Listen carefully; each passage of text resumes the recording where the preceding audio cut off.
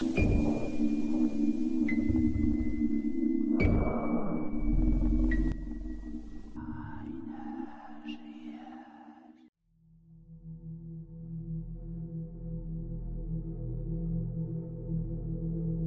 मित्रांनो, माझं नाव अविनाश आहे.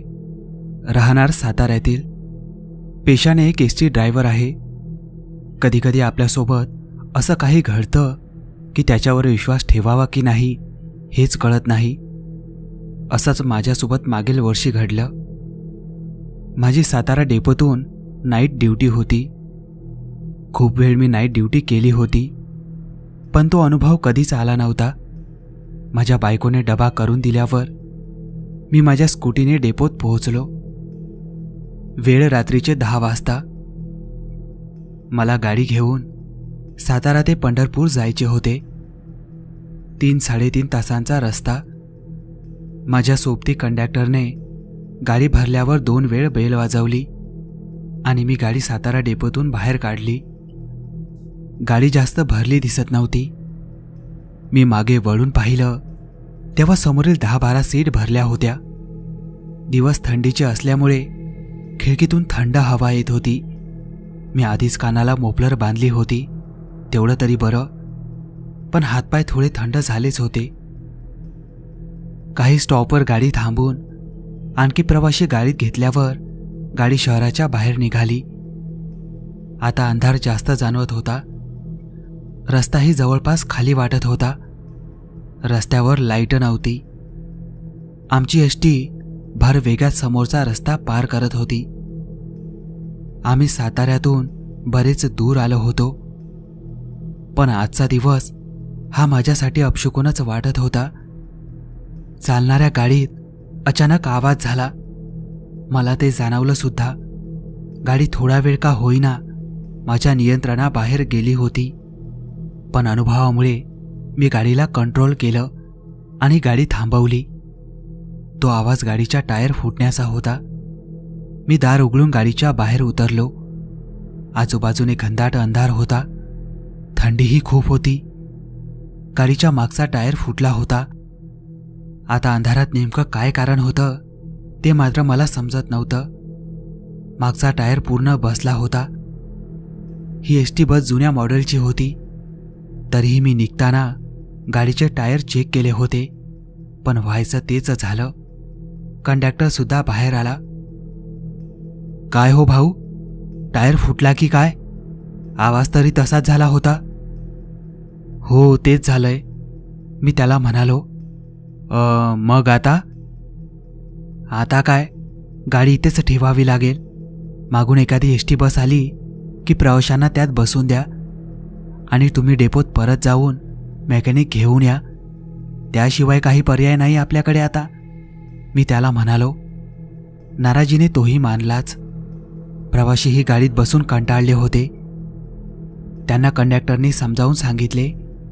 आम्ही गाडीच्या बाहेर येऊन दुसऱ्या बसची वाट पाहत होतो, पण अर्ध्या तासात काही ट्रक आम्हाला पास करून गेले होते आणि दुसऱ्या एसटीचा काहीच मागसूम लागत नव्हता. आणि काही वेळाने शेवटी आम्हाला दुरून एसटी बस येताना दिसली. तेव्हा कुठं त्या सगळ्यांच्या जीवात जीव आला.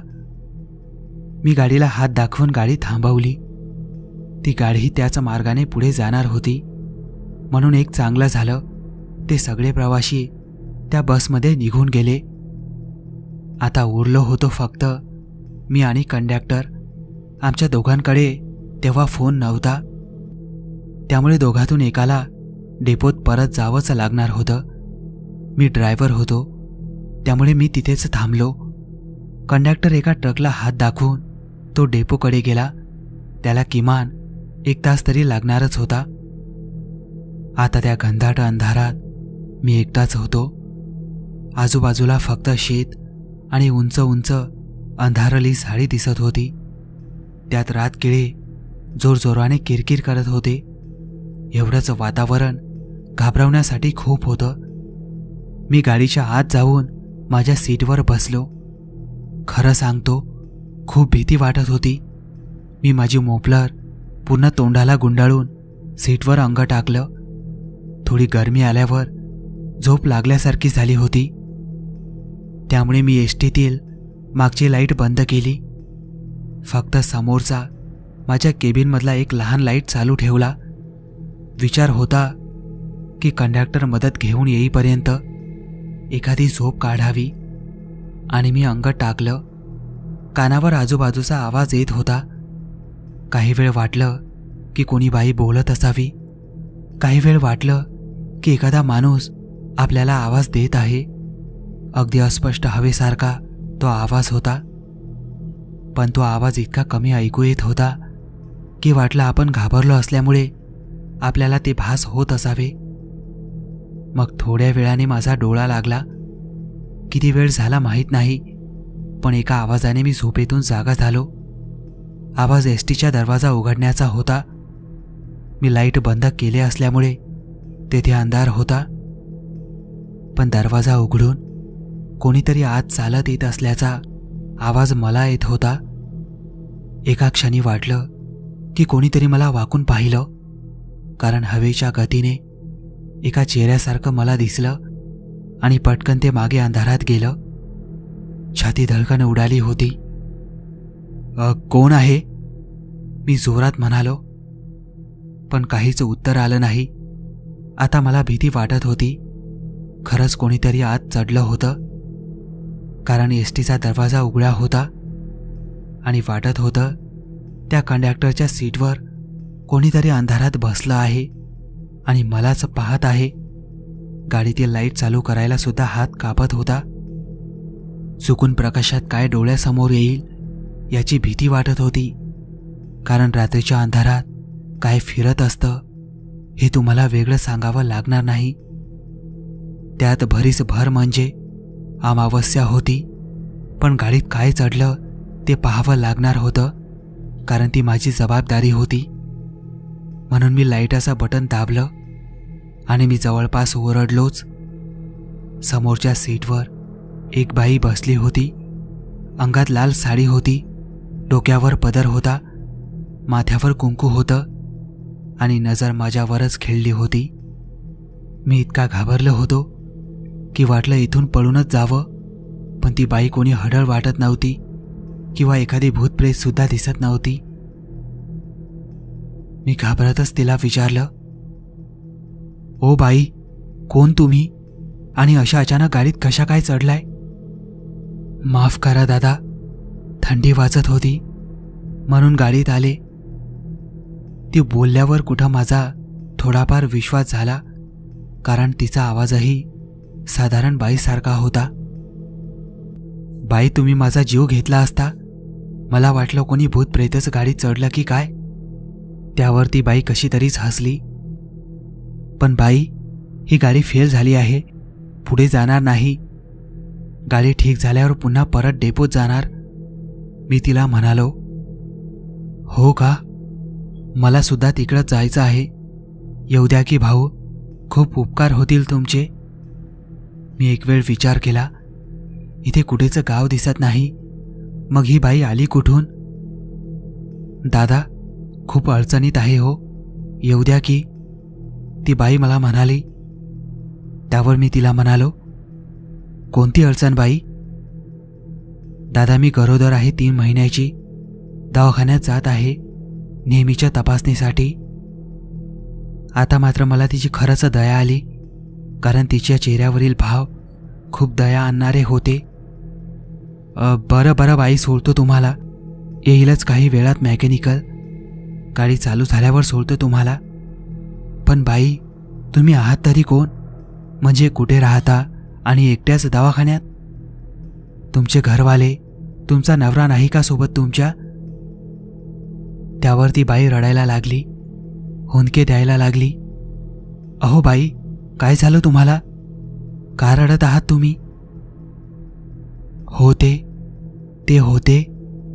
आणि एवढं बोलत ती पुन्हा रडायला लागली. अहो बाई, रडू नका. नेमकं काय झालं ते सांगाल का? तिने मानेने होकार दिला आणि आपले अश्रू पुसत ते पुढे बोलू लागली. माझं नाव वंदना. आम्ही बाजूच्याच गावात राहतो. माझ्या परिवारात फक्त मी आणि हेच होते.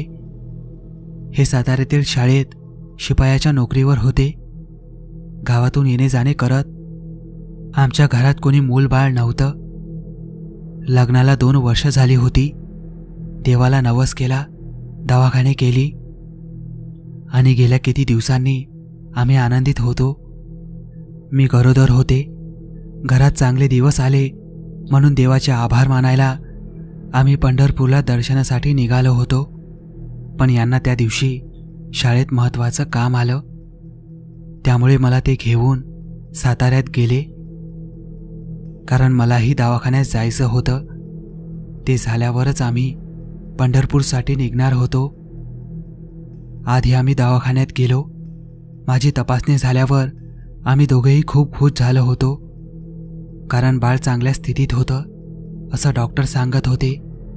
त्यानंतर त्यांनी मला त्यांच्या मित्राच्या घरी ठेवलं आणि ते शाळेत गेले. आधीच आम्हाला उशीर झाला होता. दवाखान्यात आम्हाला दुपारचे 3 वाजले. यांनाही शाळेत खूप उशीर झाला आणि 6च्या सुमारास ते परत आले. आमच्या देवदर्शनाला जाण्याचा बेत जवळपास फसल्यासारखा झाला होता, कारण संध्याकाळ होत आली होती. त्यामुळे आम्ही दुसऱ्या दिवशी जाण्याचा निर्णय घेतला. पण घरी येताना आम्हाला चांगलीच संध्याकाळ झाली होती. रस्ता आधीच ओबळधोबळ. जरी माझा 3रा महिना असला तरी सावधानता बाळगावी लागणार होती. चांगलाच अंधार पडला होता. हे गाडी अतिशय कमी वेगात चालवत होते, पण बाकीचे मात्र तसे नव्हते. या रस्त्याने ट्रकवाले तसे चालवत नाहीत. ते भरधाव वेगात चालवत असतात. त्यात रात्र असल्यावर आणखीनच त्यांचा वेग वाढतो. आमची 2 चाकी गाडी त्यांच्यासमोर काय असणार, आणि झालं तेच. मागून एका भरधाव वेगात येत असलेल्या एका ट्रकने आमच्या गाडीला धडक दिली. ते इतक्या लवकर घडले होते की आम्हाला समजलंच नाही. माझ्या डोळ्यासमोर तर अंधारीच आली होती. डोक्याला कशाचा तरी मार बसल्यासारखं वाटत होते. मला चांगलं आठवतं, मला जेव्हा जाग आली तेव्हा माझ्यासमोर 2 जण मृतावस्थेत पडून होते. एक मृतदेह माझ्या नवऱ्याचा होता आणि एक. त्या बाईचे बोलणे पूर्ण व्हायच्या आधीच गाडीचा जोरात हॉर्न वाजला. माझे लक्ष गाडीच्या काचातून बाहेर गेले. कंडक्टर मेकॅनिक घेऊन आला होता. मी आनंदात त्या बाईला म्हणालो, बाई, काळजी करू नका, मेकॅनिक आला आहे. गाडी काहीच वेळात चालू होईल. बाकी झालेले तुम्ही मला नंतर सांगा. त्या बाईने आपले अश्रू पुसले आणि ती माझ्याकडे पाहत होती. मी पटकन गाडीच्या खाली उतरलो. अरे काय हो ड्रायव्हर, किती वेळचं हॉर्न वाजवतोय, कुठे लक्ष आहे तुमचं? माफ करा, माफ करा. चला चला, वेळ घालू नका. आधीच थंडी वाजत आहे आणि कुणाला मदतसुद्धा हवी आहे. कंडक्टर आणि मेकॅनिक जरा विचारात पडले. कंडक्टर मला म्हणाला, कुणाला मदत हवी आहे? त्यावर मी म्हणालो, अरे सांगतो, पण आधी आपली गाडी चांगली करूया, मग मी तुम्हाला तिच्याशी भेटून देतो. त्यांनीही माझ्या बोलण्यावर जास्त जोर न देता आधी गाडीचा टायर ठीक करायला घेतला. आम्हाला जवळपास अर्धा तास तरी लागला आणि शेवटी गाडीचा टायर बदलून झाला. चला आता तुम्हाला भेटून देतो त्या बाईशी. आणि मी त्यांना गाडीच्या दुसऱ्या बाजूने जिथे ती बाई बसली होती तिथे घेऊन गेलो. पण काय आश्चर्य, ती बाई तिथे नव्हतीच. मला वाटलं मागच्या सीटवर कुठे बसली असेल. मी तिथेही जाऊन पाहिलं, पण पूर्ण गाडीत ती बाई मला कुठेच दिसत नव्हती. अरे, ही बाई कुठे गेली आता? ते दोघेही मला विचारत होते, कोण बाई, कुठली बाई? आणि मी त्या दोघांना माझ्यासोबत घडलेला प्रसंग सांगितला. त्या दोघातून तो मेकॅनिक मात्र खूपच घाबरला आणि मला म्हणाला, काय बोलता ड्रायव्हर साहेब? अहो, ज्या गरोदर बाईची तुम्ही गोष्ट सांगत आहात त्या बाईचा अपघात 2 वर्षापूर्वी समोरच त्या वळणावर झाला होता आणि त्यात ती बाई आणि तिचा नवरा मरण पावला होता. बिचारी बाई, वाईट झालं होतं तिच्यासोबत. गरोदर होती. पुन्हा साताऱ्यात ही बातमी पसरली होती. सगळ्यांनी हळहळ व्यक्त केली होती. आणि तीच बाई तुम्हाला भेटली म्हणता? खूप घाबरण्यासारखी गोष्ट आहे ही. आणि तुम्ही म्हणत आहात गाडीत येऊन तुमच्याशी बोलली म्हणता. ती बाई नव्हती ड्रायव्हर साहेब, ती तिचे भूत प्रेत होते, तिची आत्मा होती. मला आता काय बोलावं तेच समजत नव्हतं. मला विश्वासच बसत नव्हता. मी आतापर्यंत एका भूत प्रेताशी बोलत होतो म्हणून, तरी पण माझा विश्वास बसतच नव्हता. शेवटी मी घाबरत गाडी पुन्हा चालू केली आणि तेवढ्यात माझं लक्ष साईड मिररमध्ये गेलं आणि त्यामध्ये मला जे दिसलं ते पाहून माझ्या पायाखालची जमीनच सरकली. तीच बाई एसटीच्या बाजूने उभी होती आणि माझ्याकडेच पाहत होती. यावेळी मात्र तिचा अवतार फार वेगळा होता. तिचा चेहरा रक्ताने माखलेला होता, पण डोळ्यातून अश्रू येत होते आणि मला ती पाहून हात जोडत होती. पण तिच्या या अवताराची मला भीती वाटत नव्हती, तिची दया येत होती. माझी नजर काहीच वेळ तेथून हटली आणि ती बाई त्या जागेवरून नाहीशी झाली. माझ्या डोळ्यांवर माझा विश्वासच बसत नव्हता की मी हा भयानक अनुभव घेत आहे म्हणून. मी गाडी चालू करून सातारा डेपोकडे वळवली. मी गाडी डेपोत लावून जेव्हा घरी परत आलो तेव्हा अंग तापाने फणफणलं होतं आणि त्या प्रसंगातून सामोरे जायला मला जवळपास महिन्याच्या वर लागले. त्यानंतर मी त्यातून निघालो, पण हा अनुभव माझ्या पूर्ण आयुष्यात मी कधीच विसरणार नाही. मित्रांनो, हा साताऱ्यातील सत्य अनुभव तुम्हाला कसा वाटला कमेंटमध्ये सांगायला विसरू नका. आणि जर तुम्ही या चॅनलवर नवीन असाल तर सबस्क्राईब करायला सुद्धा विसरू नका. भेटूया लवकरच अशाच एका थरारक सत्य अनुभवासोबत.